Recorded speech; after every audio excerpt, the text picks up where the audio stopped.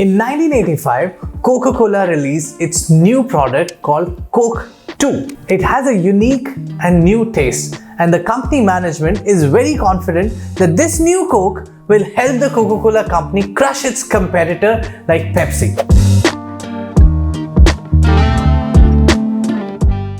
Before Coke 2 was released, the company contracted one of the best consulting firms to conduct user research. The agency used everything under its sleeve, including random blind tasting, canvassing, surveying, etc. The results showed that people are more than passionate about the new Coca-Cola, and most participants surveyed found the new Coke 2 tastier than the classic one. The promising research results significantly boosted the confidence of Coca-Cola managers. But they soon met their Waterloo Moment when Coke 2 was released in the market. Not only did the people hate the new Coke, but hundreds of thousands of consumers also signed petitions against Coca-Cola to scrap this lousy product and bring back the old Coke.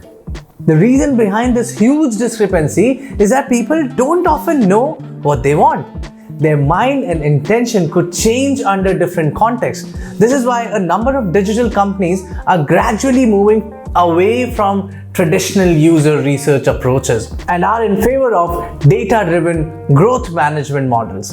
For instance, Walmart finds that beers tend to sell better when placed next to diapers, and people consume more cakes during the storm. The beauty of data is you don't need to understand why, you just follow its lead. I hope this tip was helpful. Don't forget to visit our website at void.com. This is San, you're watching UX Tips at Void. See you in the next video.